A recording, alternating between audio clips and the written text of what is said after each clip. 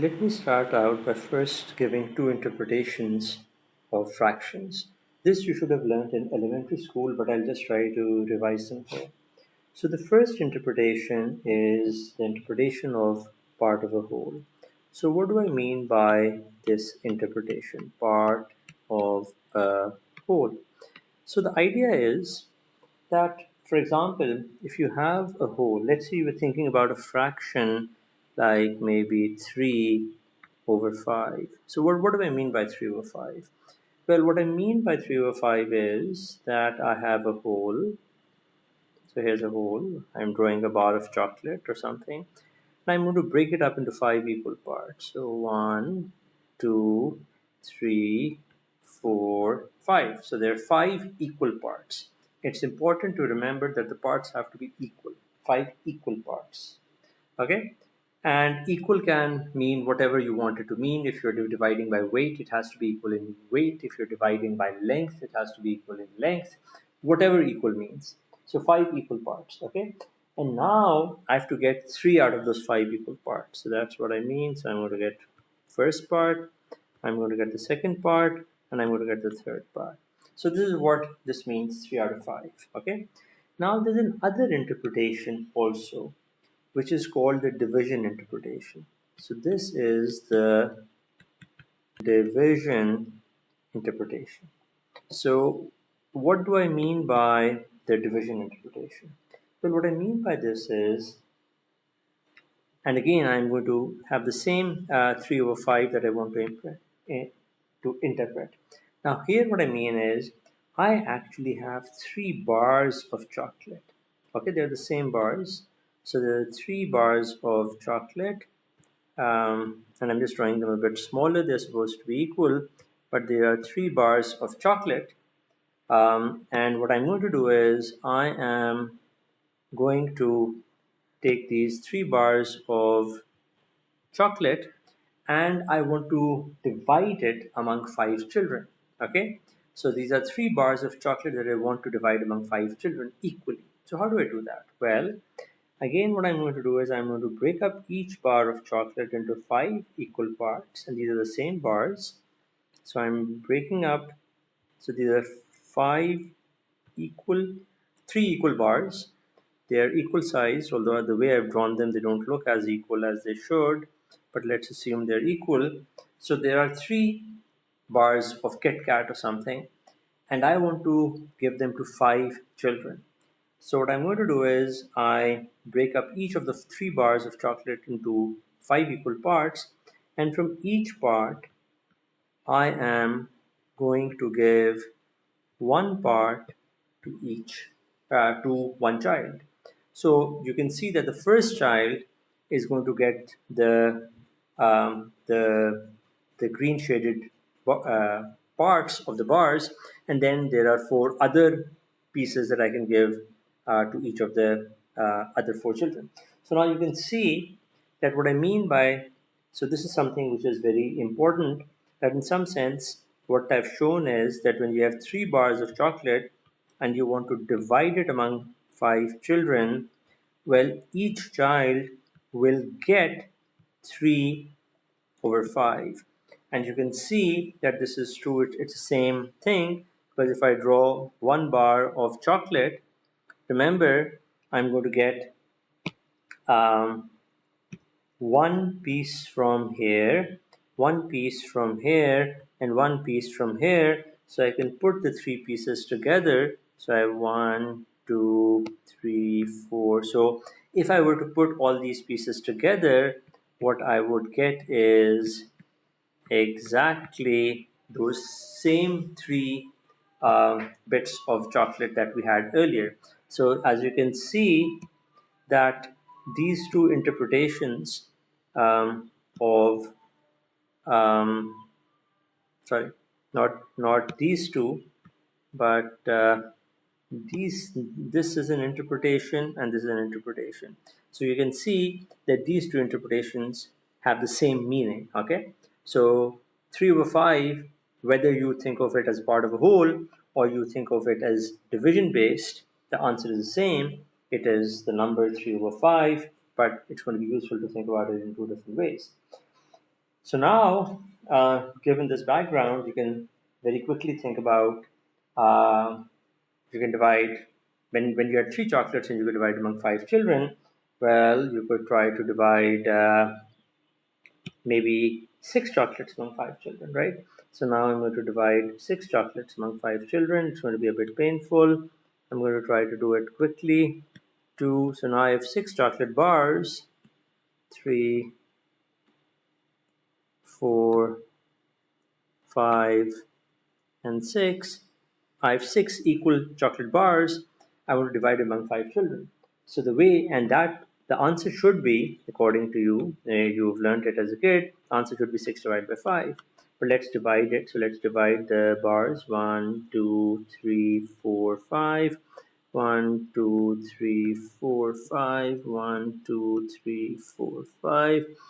1, 2, 3, 4, 5. 1, 2, 3, 4, 5. 1, 2, 3, 4, 5. Okay, so now what I'm going to do is from each of these bars, I've taken a bar and divided them into five equal parts, and I'm going to give one part from each one of these bars um, to the kids.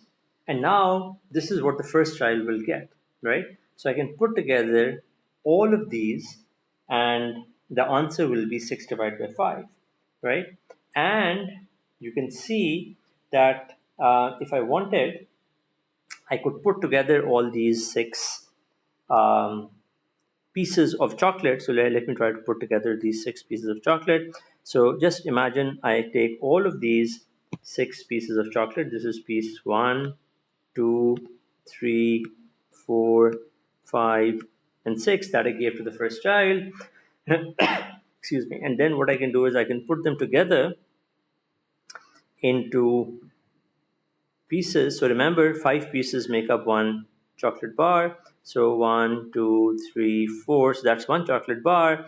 But I have one piece left. So I really have to think of a second chocolate bar here that I'm going to divide into five pieces. One, two, three, four, five. And this kid got these five bars, five pieces of chocolate, the ones that I've got, the six pieces of chocolate, right? So this is what I mean by 6 divided by 5, right? And according to the division interpretation, this is the same as 6 over 5, but as you can clearly see from here, this is really equal to 1 whole 1 over 5, right? So just in terms of terminology, what you'll have to be get used to. This is called an improper fraction. It's called an im. For some reason, this is called an improper fraction, and these are called mixed numbers. Okay, mixed numbers. So these are called mixed numbers, which have a whole and a proper fraction with them, and this is called an improper fraction where the numerator is greater than the denominator. But note that 6 divided by 5 is equal to 6 over 5, and as you've seen, that's equal to 1 over 5. So that means that these two guys are equal to each other, right? So 6 over 5 is the same as 1 whole 1 over 5. Now you can clearly see on the right hand side, this is really a part of a whole kind of an interpretation, because what we can think of the right hand side, if I want to think of 6 divided by 5, the way I would want you to think about this, and maybe I should choose a different color.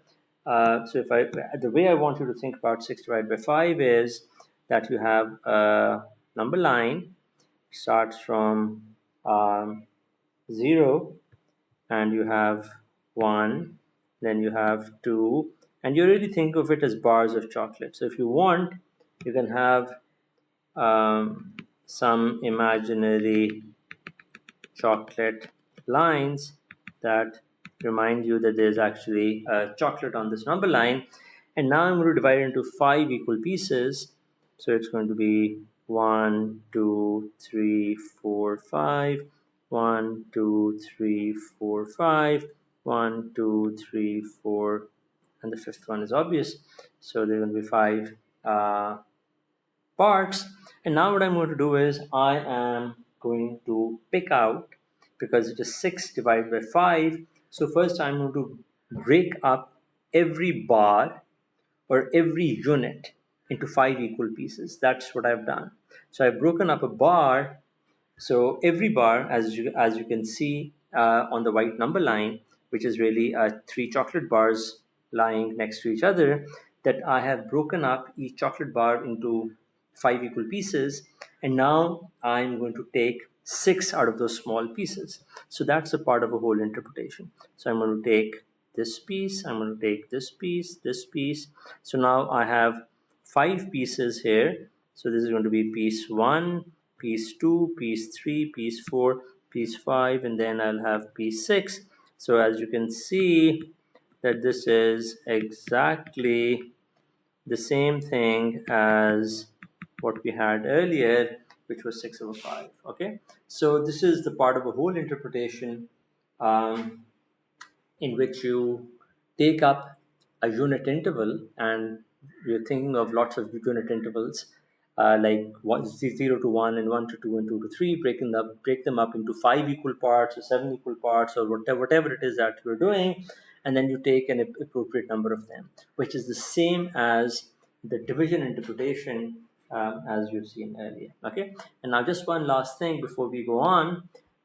If you look at a thing like maybe something like um, let's say you want to think about 18 divided by 7. Now, based on the division interpretation, it is, and this is what I want to emphasize. So I want to emphasize this really with white, and it is. So this is. It's not. It's really equal to 18 divided by 7 is the same as 18 over 7. There's no difference between the two, right? And now when I want to divide um, 18 divided by 7, as you can see, I'm going to do a part of a whole interpretation. So let me do a part of a whole interpretation. So here's my number line. Here's my number line. So here's my number line. And this is 0. This is maybe 1. This is 2. The 2 is a bit close to what it should be. So let me make it a bit better. So here's my 2 and here's my 3, and we'll break it up into 7 equal parts, because it is, remember, it is 18 over 7. So I have to break it up into 7 equal parts. 1, 2, 3, 4. I did not draw it very well, so let me try to do it again. So I have 3, 4, 5, 6, 7. Then I have 1, 2, 3, 4, 5, 6, 7, and 1, 2, 3, 4, 5, 6, 7. So now I have 7 equal parts, and what I can do is I have to take 18 of them, right? So now I'm going to get 7 here. So I'm going to get 7 here. I'm going to get 7 here, and then I'm going to be left with 4 over here. So this is what I'm going to get, 4, which is the same as when I divide 18 by 7, I get 4 as the remainder, right? So this is the remainder. So this becomes equal to, 2 whole plus 4 over 7. And the way we write it is, it's just notation. As a mixed number, we write it as 2 over 7.